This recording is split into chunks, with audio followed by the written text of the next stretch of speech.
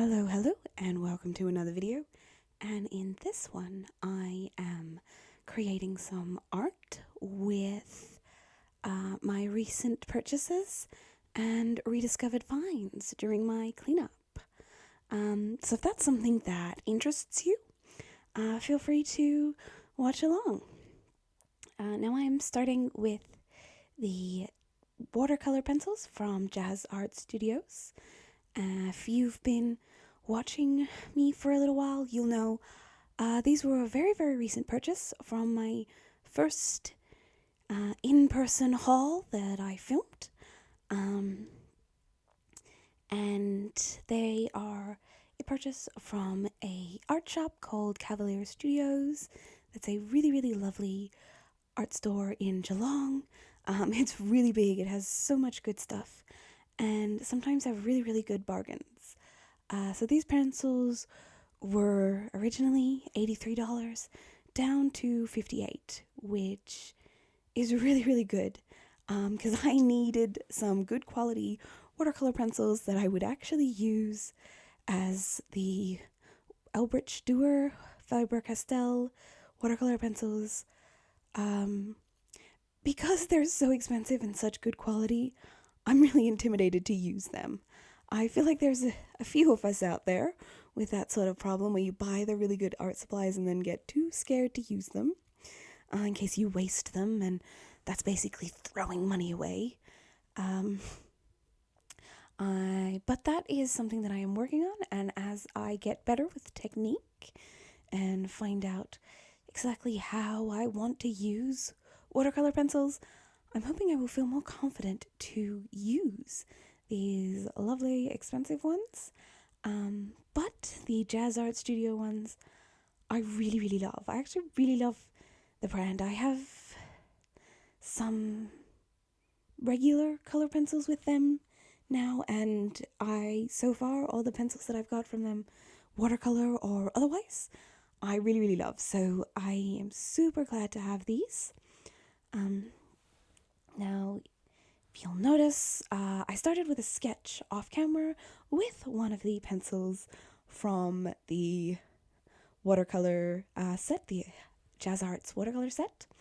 I think when working with watercolor, these days, I'm trying to sketch with the main color that I'm going to use, or like the color that I think is most important in the picture, to do the sketch work so that it will blend out when you add the water. When I was younger, and before even knowing about like water-soluble graphite, I would just sketch in my grey lead and then hate the residue of the grey lead left behind. But there is water-soluble graphite. I'm not a huge fan of them, but I think sketching in the watercolor pencil is really, really good, and it's not too hard to erase. If you do very lightly, you can just sort of wet over it, and it's fine. But I sketched off camera just because I am a little chaotic when it comes to sketching. It's strangely my least favorite part of the art. I love coloring with whatever medium I'm using. I love that. I dislike sketching. Not that I dislike it, actually. I like it, but it takes me a lot longer than it should, especially when I'm doing an impressionistic style art piece like this, which is just there for like a whole lot of fun, and it's really loose, and shapes are more like guidelines than anything else. I shouldn't worry about it so much, but I do. And so I sketched off camera, but you guys get to witness all the messy coloring in, which is the fun part for me. This image is very, very autumn inspired. We are going into summer here in Australia, and we are not in autumn. A lot of the other parts of the world are, and I'm seeing a lot of those images, and I just felt inspired by it, and I really wanted to use these colors, the pinks, orange, red, yellow, and warm browns, because I'm really into those colors at the moment. I mean, I love all colors, but those ones I was really, really feeling. So we get an autumn-inspired picture in summer for me. Now, if you have watched my videos at all, you'll know that I have had some problems with Montmartre products. Now, I think it's actually supposed to be pronounced Montmartre, because it's like fake French, as this is an Australian brand, so it's not actually French. But I think it wants to be pronounced, I'm not sure. I've just always pronounced it Montmartre, and I got that from how my parents pronounced it when they brought me a lot of their supplies. So that is what I'm going to call it. I'm really sorry if that is wrong or annoying, but we're just going to have to deal with that here. But I found a lot of their products lately have been very bad. Not even perhaps lately. It's just they're designed, I think, as a below student grade. So they're not the best quality products, and I found them really hard to use. The exception are these oil pastels. I flipping love these. Now, I don't have a whole lot of experience with oil pastels. I have never really used these. A little in school, but not really, and I don't know much about them other than what I have been watching on YouTube videos to pick up techniques. And there is definitely more content I have seen for soft pastels, which I don't like the texture of. I feel like I've seen a lot of people in the same boat. They don't like the texture of it, so fair enough. We are all suffering here, but yeah, I'm mostly just playing around. I mean, that's what this is all about in general, just playing around and having fun. So maybe these oil pastels would not stack up, but they are really, really cheap, and I'm having a lot of fun with them, and that's what this is about. Do I have hopes in the future to maybe sell some art? Yeah, that would be kind of cool. Actually, that would be hella cool. But at the moment, we're just learning technique while having a good time and messing around and just really enjoying ourselves. Now, I am kicking myself for not having played with these earlier.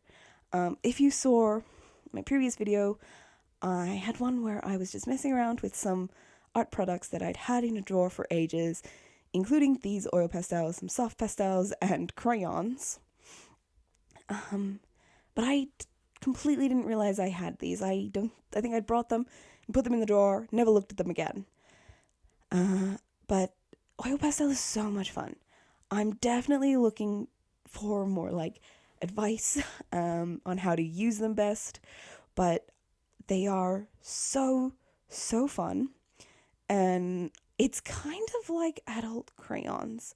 I loved crayons as a kid, and I'm loving oil pastels as an adult, so I don't know if that is some overlap there.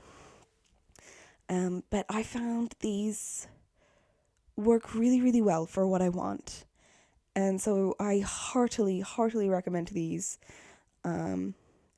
So not all Montmartre products are bad. They are very much a hit or miss. Mostly for me lately they have been a miss, but these are a definite hit.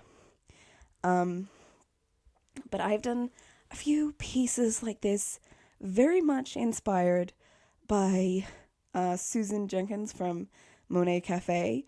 I saw a few videos of hers where she does these under paintings and then an over painting. Usually she does soft pastels. That does seem to be her preferred medium. But I've seen her use watercolor underneath, using some, like, what was it? Isopropyl alcohol to wet the underlayer of her soft pastels and then going over it. But I have these watercolor pencils that I really like and these oil pastels that I really liked, so I did a few like messing around, playing with that sort of concept, and it's worked really, really well for me. I 10 out of 10 recommend that channel. I'm sure if you're watching me, you've definitely seen Monet Cafe by artist Susan Jenkins. She's very popular, very, very good, big sort of inspiration at the moment. But no, I heartily recommend, and I love her impressionistic inspiration style. It's very much the style that I really like. I love everything like sort of fast and loose and a little bit messy. I absolutely love getting sort of like paint messy or art messy, as I sort of call it, where it's just gets all over your hands, and you gotta wear, if you're clumsy like me, you gotta wear your special clothes or you're gonna get it all over them. As special as in your dirty art clothes, not special as in good quality. You want the bad special. But no, I just have a whole lot of fun with this artwork. It's very messy, very loose. I really, really enjoy using the white oil pastel as a sort of blending tool, especially in the background there, to try and make it look like it's like fading into the background, morning fog, or I don't know, misty rain. I don't know. It's a vibe, you know. Maybe you don't. Maybe I'm making no sense. I'm probably making no sense. But I use the white pastel a lot. And that can be, it's going to be a problem, as this is going to run out before the other pastels, and I will have to get a different open stock, as these cheap oil pastels do not come open stock, and I'm not looking to buy a whole new set of them just when one runs out. I don't know if the different quality between the pastels will affect the artwork, or if that even matters, because this is just for fun. This is just for me, and I hope other people are out there just creating art for them. And I would tell everyone else, don't worry about that, just have fun. But because it's me, I have to worry about that. It's the double standards. What's fine for everyone else is not okay for me. But that's something that I can worry about in the future. Right now, I've still got plenty of white pastel left. But if anyone else has any other tricks to get that sort of faded out blending without wasting away my white pastel, let me know. And any other tips and tricks about oil pastel. Like I said, I don't know much about it. I am really, really looking to learn. That's why I'm just playing with technique and messing around and seeing what comes out and just trying to have a really, really good time. And just create some pieces that are fun and let myself be messy and chaotic. And I hope that if does not inspires you, like gives you something to work with, to work on. But yeah, that is it for this video. I hope you enjoyed, and if I'm lucky, I'll see you in the next one. Bye!